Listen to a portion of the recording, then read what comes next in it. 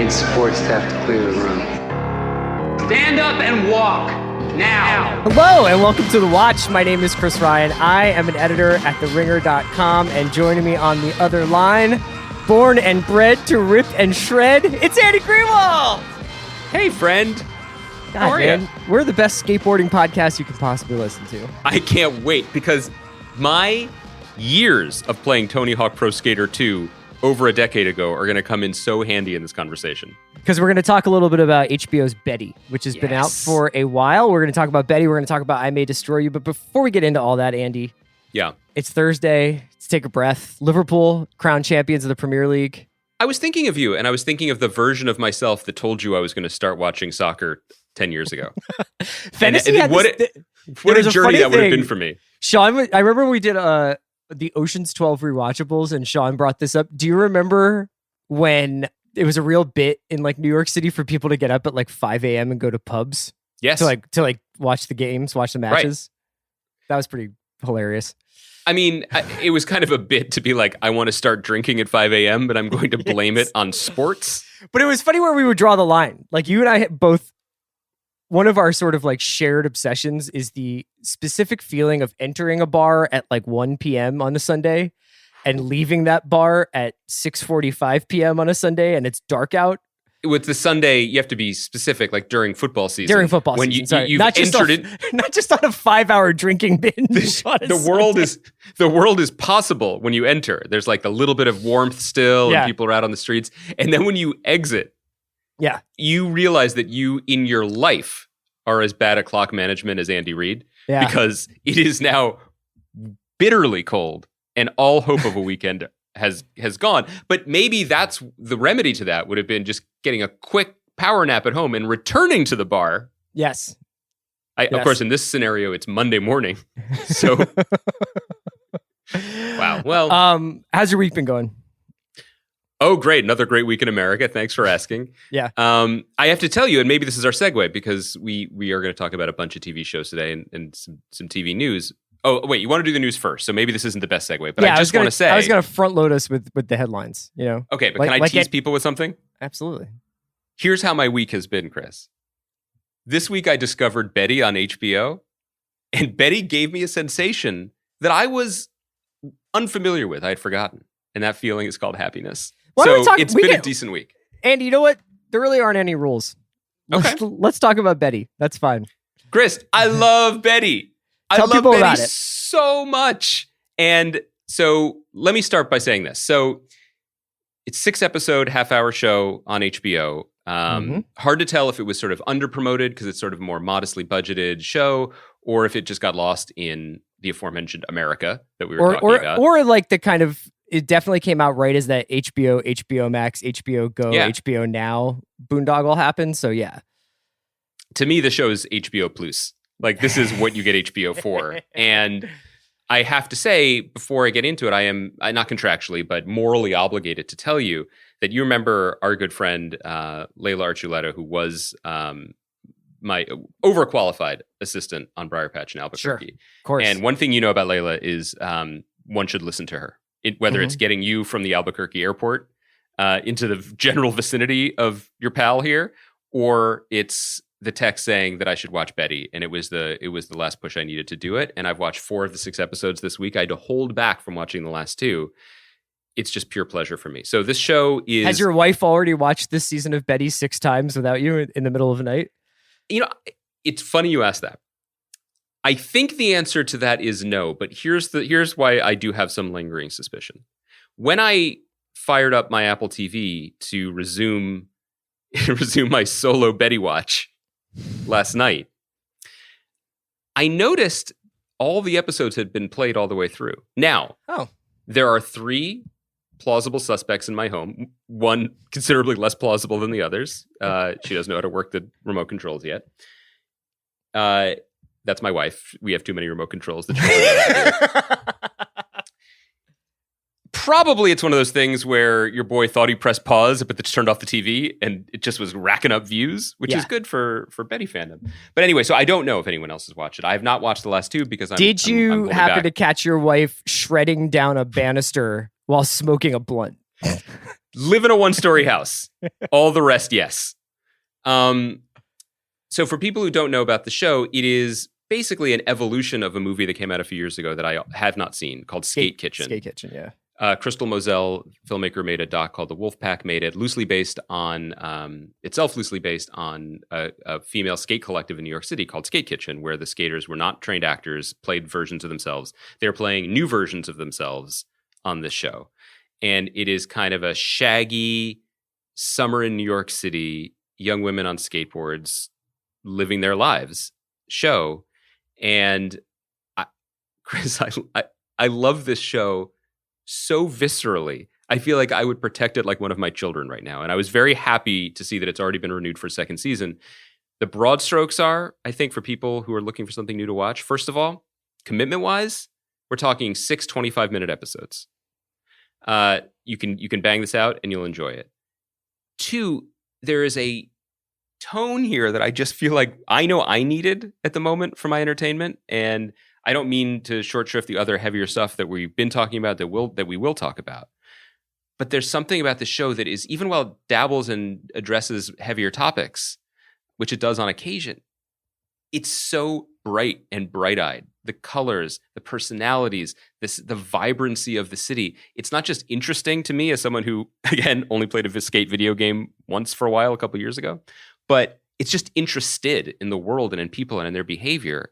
And it's so low key, it almost sneaks up on you how affecting and emotional and actually quite funny the show is.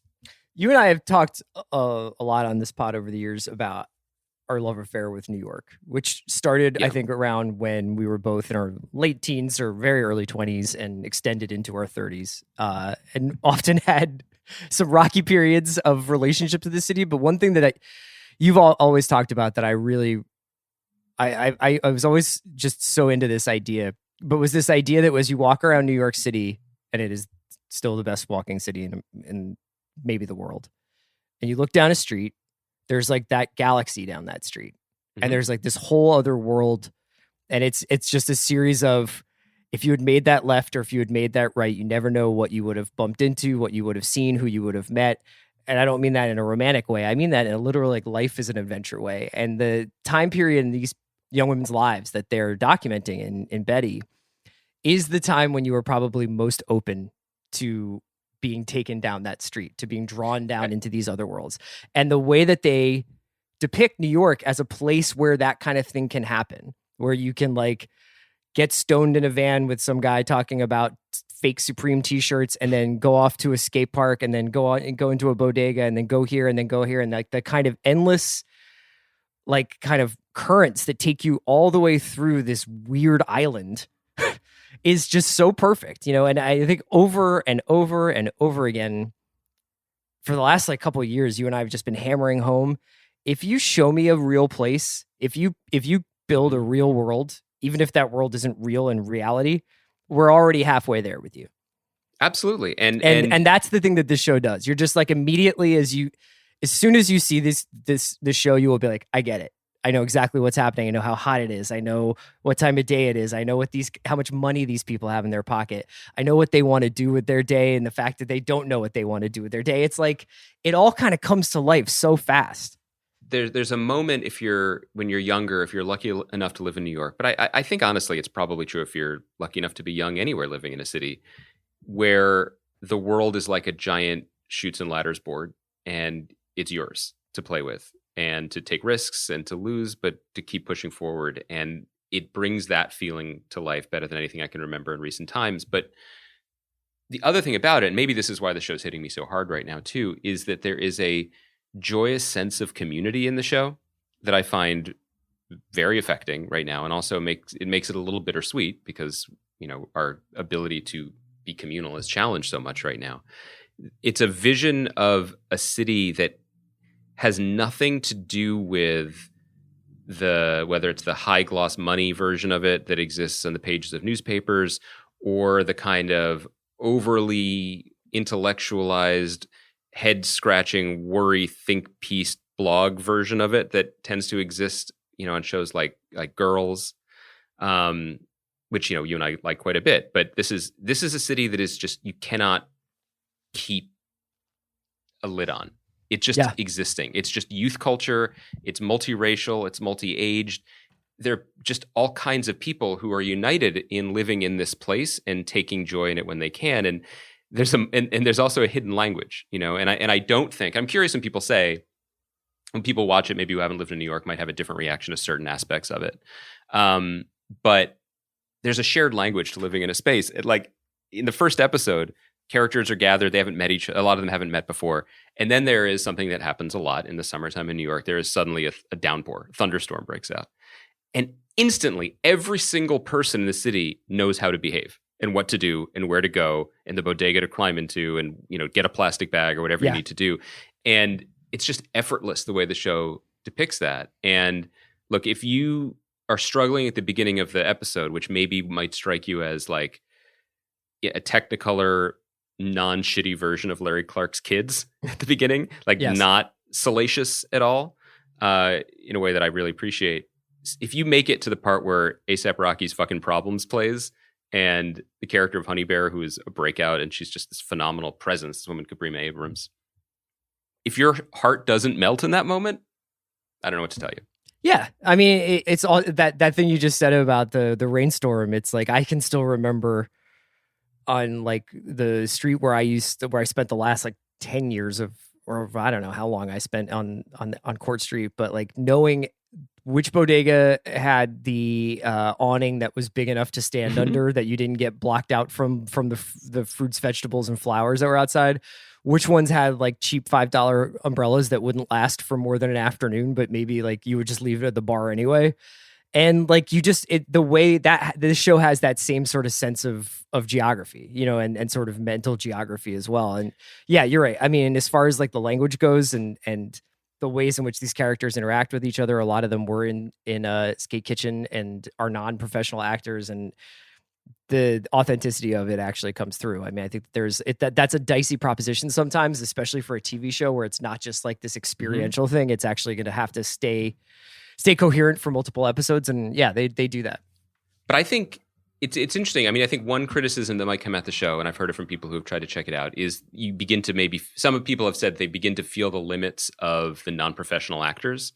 But I got to say, these young women, I think they've got the sauce. They've got the range. You know, there's, of course, playing versions of themselves in landscapes that they're familiar in, whether it's on a skateboard or just New York City, helps. But like a Johnny Russell who plays Indigo, Rachel Vinberg who plays Camille, I mentioned Cabrina Abrams, who I just realized is Cabrina Adams. I apologize to Miss Moonbear for that. I'll never make that mistake again. I just want to watch them. You know, I just think they're really interesting, intuitive, natural performers. To connect this, because this is just a pure rave for me, it just makes me happy, and I just would talk about this for the whole hour, but we won't. But to connect this rave to ways we've talked about TV before, I think one of the reasons why you and I are so impressed, there's some overlap here between the other HBO show we're going to talk about at the end of the podcast, I May Destroy You, which is also, I think, brilliant. And also, you know, vibrates with a certain young energy that obviously you and I are very, very envious of or interested in, as spectators to that now. But I May Destroy You is also quite contemporary and clever in that it has that kind of zeitgeisty feel, but is in the service of, as we've described it, a wrenching personal detective story. It is serialized in that way. The other thing that we've always loved about TV, going back to even before this golden age of TV, are shows where the premise is so good it could be about anything. And as far as I can tell, 4 episodes in, with a second season coming, this show could just go. It could be about almost anything, and I love that about it. Yeah, I mean, I think that shows like this are more what I was hoping for. I was hoping TV would turn into when I think we started doing this podcast. And I think that when we sort of felt like there's been this tug of war back and forth between whether or not television has really lived up to its promise of the quote unquote golden age, and whether or not and what that means in relationship to its sort of tension between it being a writer medium versus a filmmaking medium or a director's medium. And I think that there's been a lot of conversation about that. But for me, it was always about like telling different stories in different kinds of ways. And that was the way in which it would be the inheritor of like the sort of 70s cinema that everybody would kind of like, this could be it. This could be our kind of like the place for all the real artistic experimentation and expression that we thought was going to come out of the 70s and was crushed by the 80s and blockbusters. And shows like Betty are little minor miracles like that. You know what I mean? Like that's why you watch TV, is to find something like this that doesn't feel like anything else. I should give a shout out to Leslie Arfin, who's a established TV writer. She actually worked on Girls, which is interesting, and worked on most recently Love on Netflix. She came on as co-showrunner and executive producer. Moshe Kasher is a stand-up comedian, worked on the show. So there are comedy bona fides there too, which are subtle and really good. Before we move on, I have to ask you, like, as a longtime skate aficionado, you know, just as like a goofy foot stan, is that a thing? Or is that like I've never heard that before. Snowboarding. Anyway, I love watching people skateboard. I think it's fascinating. I have no idea how to do any of it, and it's just kind of beautiful and cool on film. I have to say, Tony Hawk Pro Skater 2 did lie to me, because my understanding of skating at a certain level really does involve just banister work and rails, but like nothing but like going around like a dome purely on a railing, which I guess isn't possible vis-a-vis physics. But that was my one kind of disappointment. Yeah, you know, I don't think I would ever call myself a skateboarder, although I think I am a pretty big fan of skate culture over the years. Okay. I have to say, it was excited about you to unpack that, by the way. Really looking forward to it. Well, because I just don't have the balance. Like I don't have the balance, and I don't have the appetite for like deep scratches on my body. Owns a pair of Vans once. Yeah, but I do like I've like often will watch like old skate videos and think they have great soundtracks. And I would say my wife and I when we were watching Betty, and there's just a couple of shots in the first episode, for instance, that are just long tracking shots of someone obviously filming someone on it. They are on a skateboard and they are filming someone else on a skateboard in front of them. And I was like, I don't know who you want to credit this with, like whether it's you want to like trace it back to Spike Jonze doing skate videos in the 90s, but this might be one of the like more formative images of my lifetime. Like in a weird way, is like watching people skate on screen. That shot, yeah. And that shot of like, I'm going to get on a skateboard with my camera and roll past this person. And that's the shot. And it seems like, you know, in the grand scheme of things, kind of inconsequential, but I've watched some variation on that shot for the last 30 years. So it seems like a big deal. Yeah, that's kind of an interesting way to put it. And it is a visual language that is more established now, I guess, from our generation below. Last very New York thing that I want to ask you about. There's a moment in this. The show does so many things so well, but one of the things that it does is it doesn't really tell you too much about the women's lives off of the skateboards until you suddenly are granted access. And in some ways, that was the most New York part of it, that people's life is lived. I mean, again, this is why this year has been, among the many reasons why this year has been so particularly cruel and vicious to great cities. In New York, life is lived outside. And that's your home. And your apartment is the place where you sleep and store pizza that you haven't finished on the way home from the subway. Yeah, it's where the Annie's mac and cheese is at the end of the night. Yeah. And so these little glimpses where suddenly someone opens a door, or in one character's case, goes in a private elevator, and you're like, wait, what? And they have these private spaces really to like recharge, is really kind of exciting. And it really reminded me of that moment when you're, you know, usually for me anyway, it was mostly when you were younger. You meet people, you don't know them that well, and maybe they're like, oh, come back to my place, have a beer or whatever. And then their place either is like the kind of tenement where there's a bathtub in every room, you know, not just the kitchen. Yeah. And maybe it's the room is just a bathtub. Or it's like, oh, come with me on the 6 train. Oh, why are we getting off at 81st and Park? Oh, your father is a Lehman brother. Like his name is Mr. Lehman Brother, and you have 19 rooms. But out in the, you know, on the battlefield of ideas that is the Lower East Side, I guess we're all kind of equal. Yeah, I thought you were going to reference the phenomenon of when we were growing up in Philly, and like we were in middle school and high school, and a guy would be like, "Do you want to come back to my dad's place?" And you'd be like, "Just your dad's, right?" Okay, so checking in. And you'd see your friend's divorced dad's house for the first time. Mm-hmm. There was always a story there. You know what I mean? Yeah, I remember. You know where big main line of Philadelphia divorced dad energy was, or like where they shopped mostly. Yeah, was the Sharper Image. Yes, those were the houses that had those things, those like the metal rods where you put your hands or face on it, that are absolutely banned in the COVID era, and B, the only time I ever saw someone with one of those robots that did nothing but serve a tray of drinks if you made the drinks and put them on the tray was at Yes. shout out to a kid named Tony's divorced dad. That dude wore tracksuits, worked at an auto dealership, and had a robot. And, that's about as good as it got in the 80s. Tony went on to inspire the Ashley Schaefer BMW character in Eastbound and Down, probably. At least I have to say, spiritually connected to it. all divorced dads, they were like, the Jack Daniels was not hidden. It was like, son, this is where the booze is. Whereas like if you were at like, the mom's house, it was like a little bit more like, obscured, but like the divorced dads were like, that's a funny smelling cigarette. Speaking of divorced dads, because really many of us are really just a few bad decisions away from becoming one. So all respect and all fear. There was a moment last night where, and this is why I'm a little suspect, I don't think my wife finished the series of Betty, where she was working late after the kids went to bed, and I was skating my way through 2 more episodes of Betty. And then she came to join me, and she's like, can we watch something? Or do you want to keep watching this? And I was like, brain was like, I want to keep watching this. Yeah. And then like, actually heart was like, I want to keep watching this. Brain was like, your choice, whatever you'd like to do.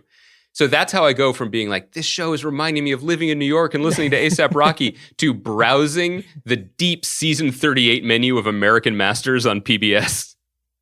Be like, oh, well, I guess there's another Joan Didion doc. Well, that could And be a meanwhile, nice in your head, it's just you're nightcap. listening to Far Side and just like running away from I'm imagining just park rangers. I'm just doing kick flips over the bar. Last night we keep having this thing when we get to the end of the night where we're trying to find a show that's not too demanding, but not too stupid, or one that we've like seen 100 times. Okay. So we keep finding like these, like and honestly, like the thing that we've been watching a lot of that I've been really, really enjoying is Dave, which is something we never talked about on this pod, but I missed it completely. It's hilarious. But last night it kind of was like later, and I was like kind of drifting off, but I was like, man, we could watch something else. And it was like, we started watching Floor is Lava, which is, the Netflix, this Netflix number thing. one show on Netflix, and is one of the craziest things. Like, I just felt like I was on mushrooms the whole time. And, people need to know it's the game Floor is Lava, but filmed. And there's like, they pretend like it's actually lava, but Wait, that's a game? Yeah, it was basically like you set up your house, like if you were at your house. And like a kid's game where you jump from couch to but table. it's played by adults and is like super intense, and people like do face plants on stuff and everything. It's kind of also got an escape room vibe. But the point is that we watched one, and I like got some jokes off and was like, this is just so stupid. And I'm like, well, okay. And then my wife watched like 4 more without me. But then like my first reaction was, well, I'm going to be totally lost now. It's like the narrative thread is going to disappear. So stupid. I need to get out of the house. Were you an escape room guy? Did you enjoy I would have been if I think that was something that could have happened in the last couple of months. Oh, Kaya. So that's something you've done before. This is a good Kaya jump in. Kaya, are you an escape room person? Like, do I want to go to an escape room? Not now, but were you? No, that sounds like a waste of money. Okay. I agree. Thank you, Kaya. Wise beyond your years. I mean, I think if you don't know what the concept is, being like, can you Kaya escape? with big divorced dad energy right there. Kaya, do you have a drink serving robot? I think if you didn't know the concept and someone was like, would you like to escape this room right now? 99% of America would take the offer. Yeah. But I've never understood the appeal of going to solve problems. It's like do you like playing like dinner party games like Mafia and stuff like that? Nope. Why don't you? I don't like fun very much. I'm anti-fun. I think that the reason is that you're a guy, you have this family, and I'm a pre-divorce dad. You have limited at-bats socially. You know what I mean? And you got to maximize them. And it's tough for you if you show up and you're like, I'm trying to like catch up with friends, get my drink on, Tony's dad style. You know what I mean? A funny cigarette gets passed around. Who knows? And I'm saying, and if I come up to you and I'm like, here is an elaborate game that is going to take 45 minutes just to explain. Yeah. And then inevitably someone's going to get in a kind of weird passive aggressive fight. I could see why that would be a day ruiner for you. Do you remember our buddy Chuck Klosterman's birthday party one year was going to his apartment, having takeout KFC and playing Mafia, right? Yes. Or Murder or whatever. Mafia, yeah. That's Yeah. the most Chuck thing ever. I don't feel like we're outing him by saying that. I don't think so either.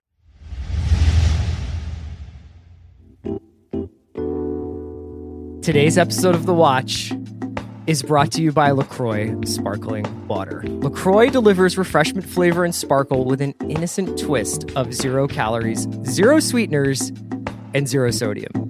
There are 27 LaCroix flavors. The newest addition, limoncello and pastèque, are exciting additions with European finesse and unique flavor innovation. Oh my God, guys. Where do you even start with LaCroix? Your boy is 80% LaCroix. I don't even know. First of all, I'm an originalist. I just stick with the plain flavor. It's my seltzer club soda of choice. I just drown in that. But when I want to get a little funky, I'm known to maybe mess around with a little coconut. I'm not above it. I like lime. And I also love a little bit of pamplemousse, which I think, most people do. And it's just like such a great summer beverage. LaCroix Sparkling Waters are gluten-free, vegan, kosher, and non-GMO, Whole30 approved, and environmentally friendly. LaCroix cans are sustainable and recyclable, and LaCroix was the first on the market to be produced without a BPA liner. Enjoy LaCroix Sparkling Water, a healthier alternative for you and your lifestyle. For more information and a full list of retailers, visit lacroixwater.com. That's LACROIXWATER.com. You can also join the LaCroix community on social at LaCroix Water. And we thank LaCroix for sponsoring The Watch. All right, so what do you want to do? You want to do I May Destroy You now, or do you want to do Let's do our little grab bag. And I just think about Betty.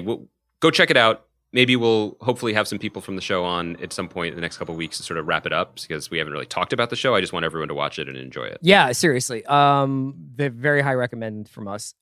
Really, the only news I wanted to talk to you about. So Peacock launches July 15th. Yeah. They put out a batch of trailers. I think that I need to see the library.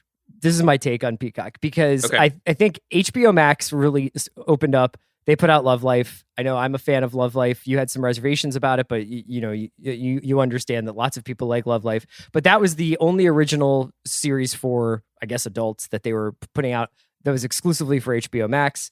There was a bunch of docs and cartoons and stuff like that, children's programming. But their library was, I mean, unbelievable in terms of rewatchable movies and also shows that had huge rewatch potential, like Big Bang and Friends and stuff like that. So that was kind of like the HBO Max story. I don't really know.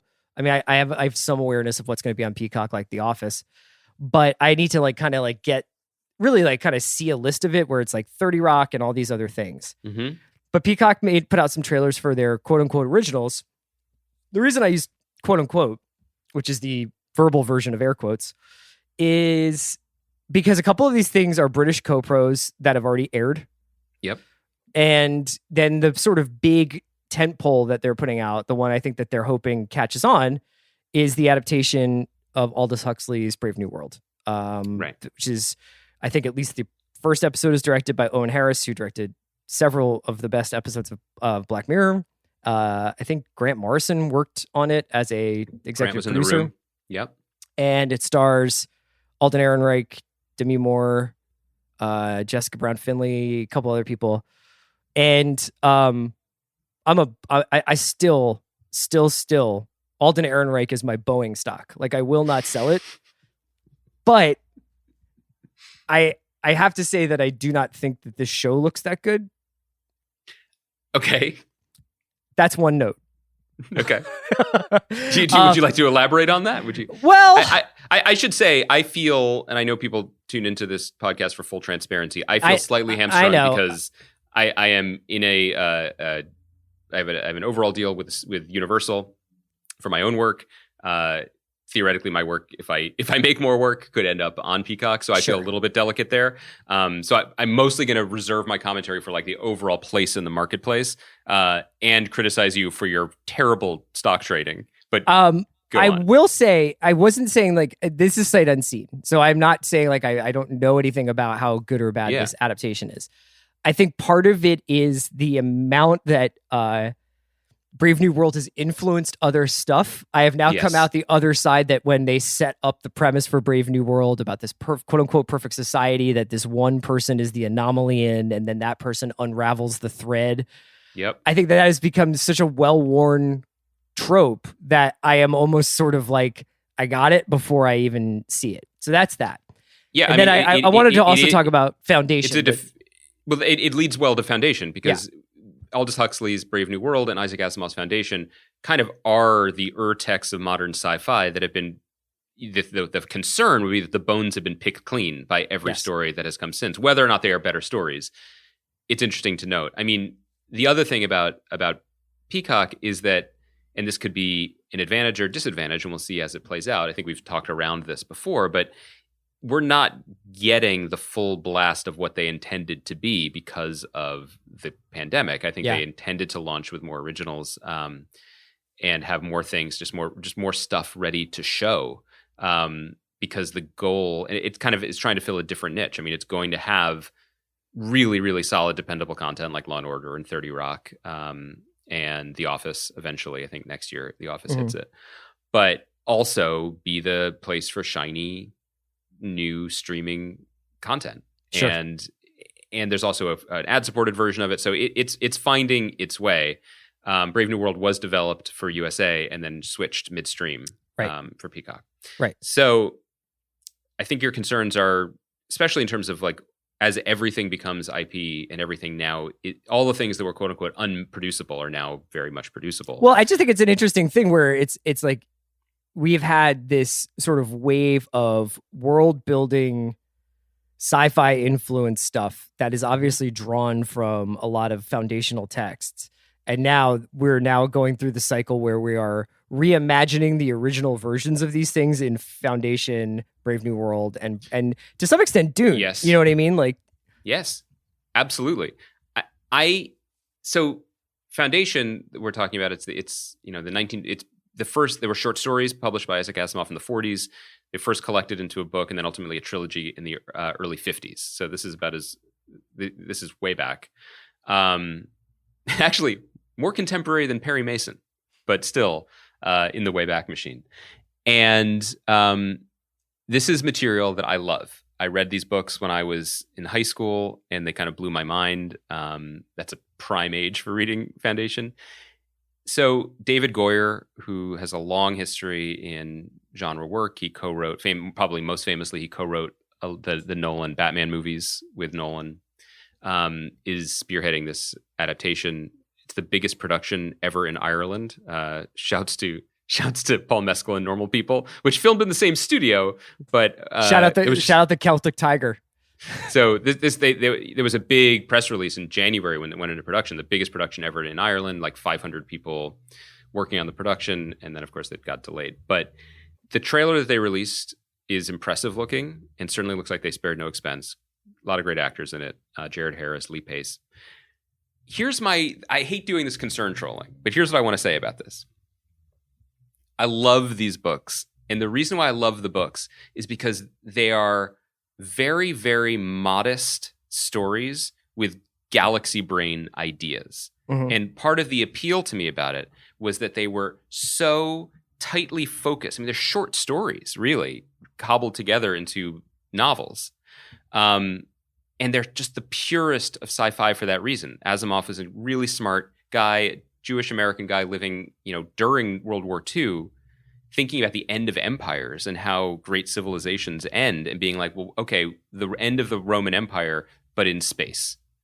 And there's something that was so beautiful and simple and almost humble about it, this idea of a guy who can predict the end of civilizations through math called psychohistory, and being like, I'm going to create up a shadow plan to shorten the time between the end of this empire that I'm living in and the next golden age for humanity in the galaxy from 30,000 years to 1,000 years. It's still going to be 1,000-year-long story, but that's 29,000 years less suffering for other people. And this isn't even a spoiler to say, like, the main character doesn't live past the first book because it goes on for 1,000 years. Right. I love this. It still gets me excited thinking about it. And there's something that is so pure about that idea. It's about thinking and hoping and humanity, that when I see a trailer, and the trailer is like the home of the Sith in the last terrible Star Wars movie with the Batman bass and the Nolan blaring.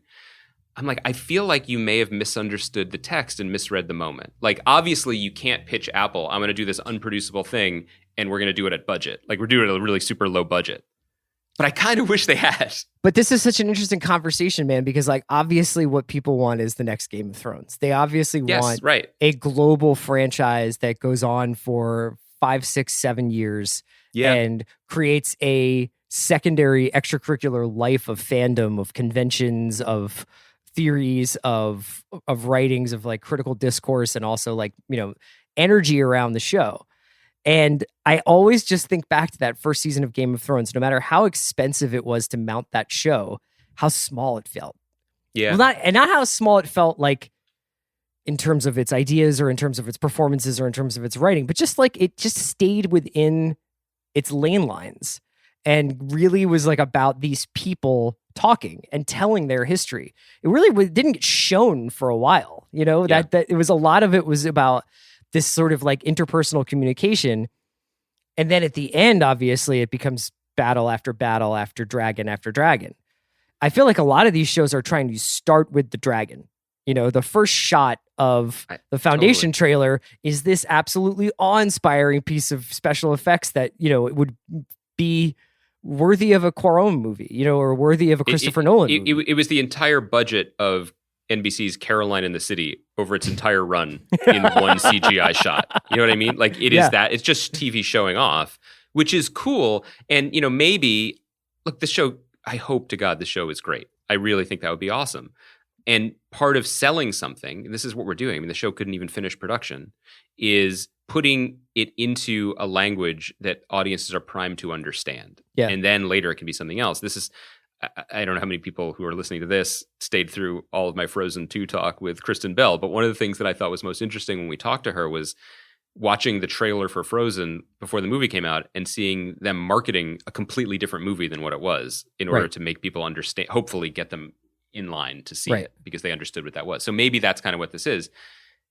The pure idea here, though, and the potential to be that long-running series, regardless of how they shoot it, is really vast, because Game of Thrones was a generational saga, but about one generation. And a lot of the talking was about the previous generations leading to this moment.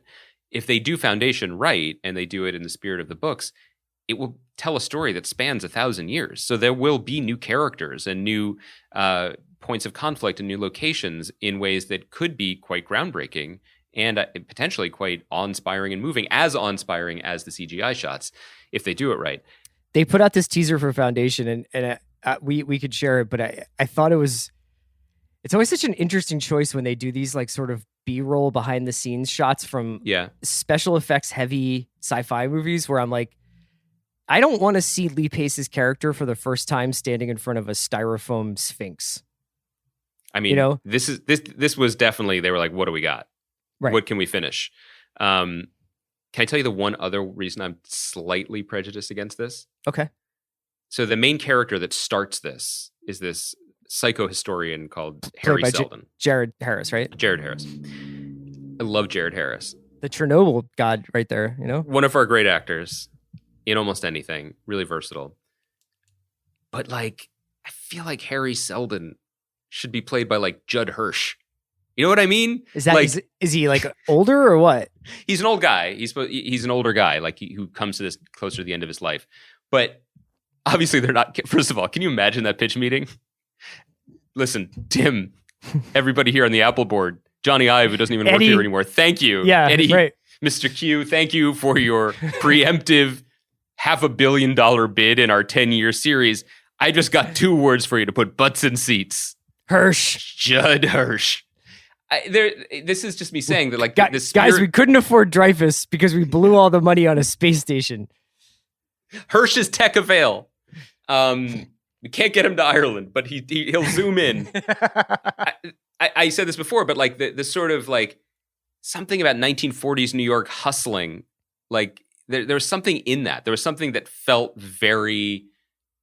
I'm just gonna say it. Like there's something like super Jewish New York to me about these books always, and also who Asimov was, and and like the star of the book being a guy who's just like, I am a historian interested in psychology, and also I'm going to build a generation-spanning project about an encyclopedia. I just feel like he shouldn't be a supercilious British actor. Like, I just feel like it's kind of a misread on the person that could fumble his way into history. And it also feels like that thing that sci-fi does, and I think you saw this in Brave New World, where they're like, to be sci-fi, it has to look this way and sound this way, and people have to speak in a certain tone. And I'm just really ready for something to shake that up. Yeah, me too. I am too. Should we end by talking a little bit about I May Destroy You, which is probably the least sci-fi thing in the world right now? It is, although she is a psychochemist. That's in true. terms of Arabella's own personal Bill Nye the Science Guy, in terms of her own ingesting of chemicals, was impressive, if not totally terrifying. This is, people were asking, I think someone on Twitter was like, what has the belt right now? To me, this show has the belt. Oh, yeah. Yeah. I mean, I guess we have to say it out loud. Like, I May Destroy You definitely has the belt. Yeah. I mean, I don't know. It's hard to gauge the. I've seen anecdotally people as they find this show saying, holy shit. I don't know that it has become like a week to week kind of thing, but this show is now 3 for 3 with episodes. In fact, I would argue each one is better than the last. Yes. This was a surprising. I never was certain what was going to happen, but I was always aware that I was like in the hands of like maybe a master storyteller watching this episode.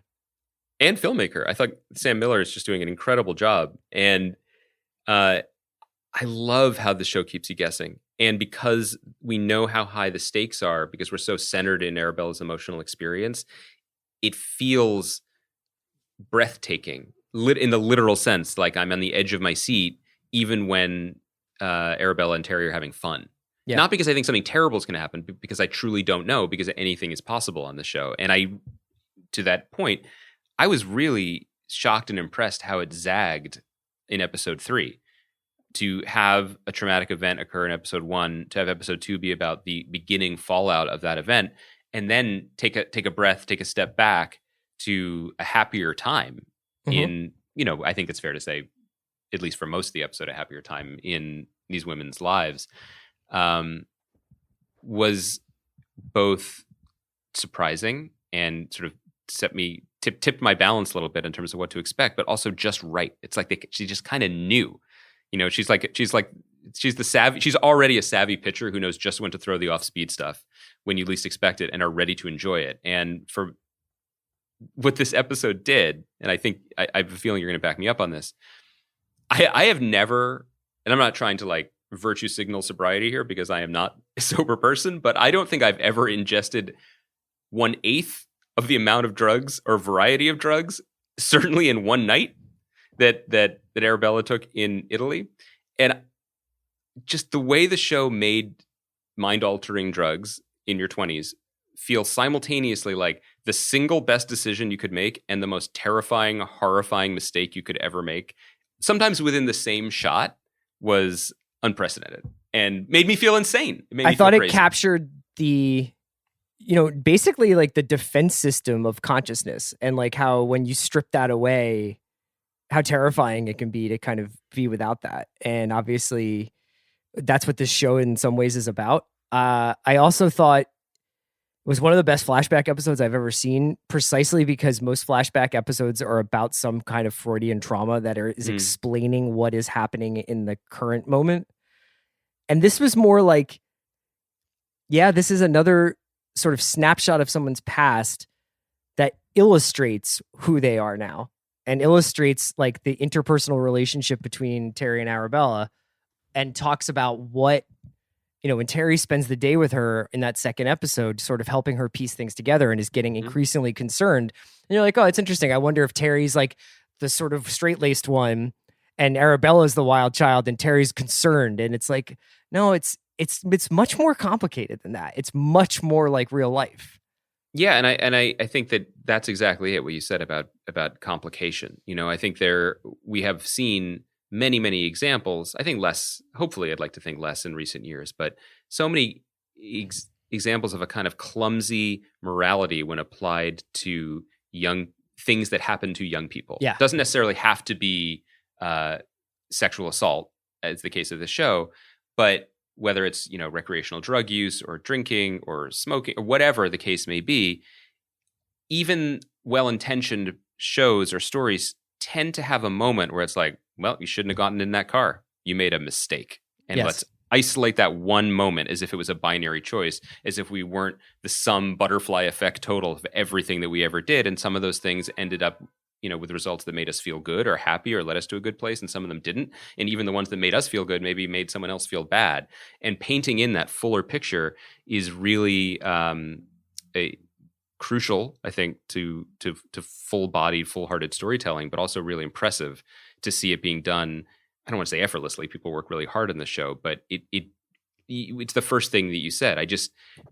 I feel like we're in the hands of people who really know what they're doing. I never felt like I was being really like manipulated. I think that moment, I mean, you were saying like, when you're young and you're having an extremely normal one out, it's just like, you definitely feel like you lose your grip on your fastball pretty fast, where you're just like, I'm kind of giving myself over to the momentum of this.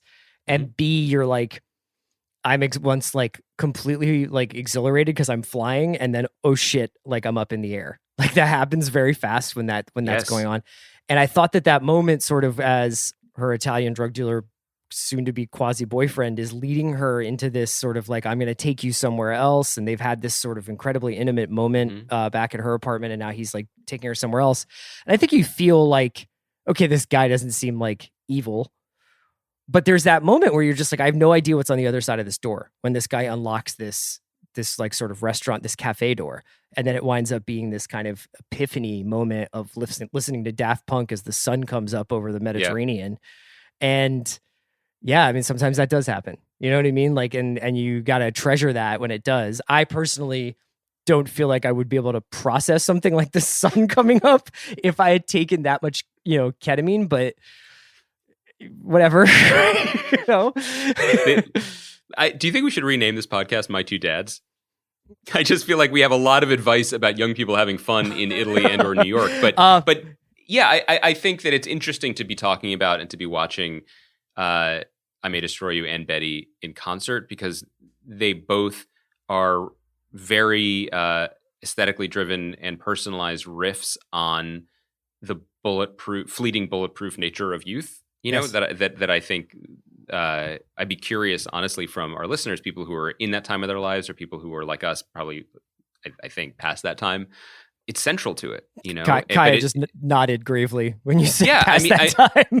Yeah, well, I don't think Kaya's ordering us Ensure to make sure that we recover from this 45-minute blast of enthusiasm. But no free ads, but that would be a great sponsor for us.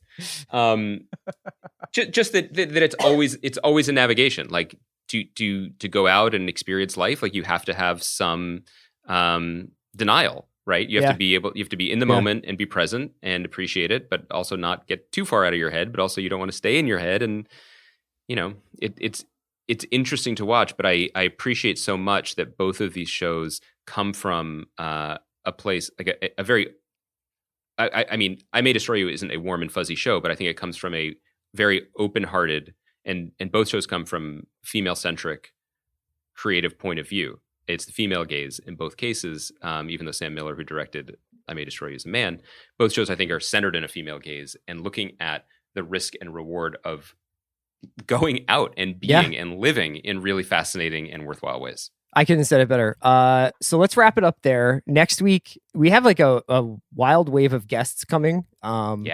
Let's ride that wave. So we'll definitely keep talking about I May Destroy You, and we'll talk more about Betty. I am going to figure out a way to talk about Dark. I know you didn't watch the second season. So here's the problem. Like, you could watch like a 6-minute YouTube that's about like Dark's coming out on Friday. Dark season 3. I know. So guys, look, I love Bartos.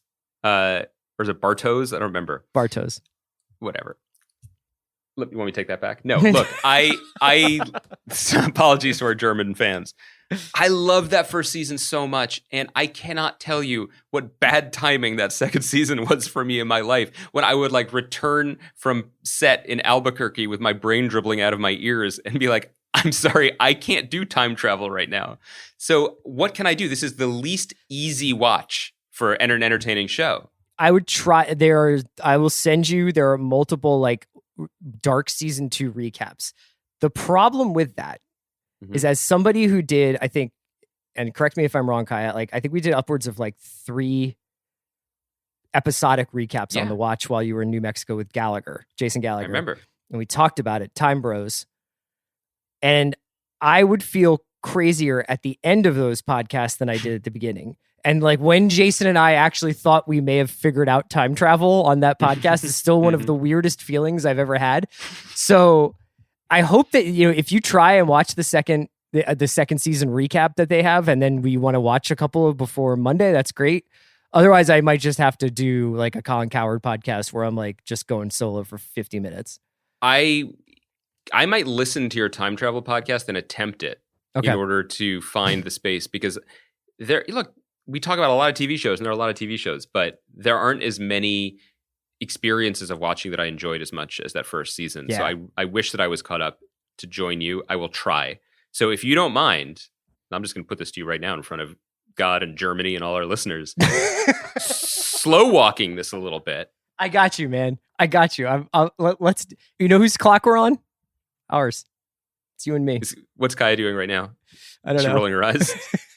Is she asking her robot to get her some more of that Jack Daniels? Greenwald, I'll see you on Monday, man. Great job, Baranskis. Have a great weekend.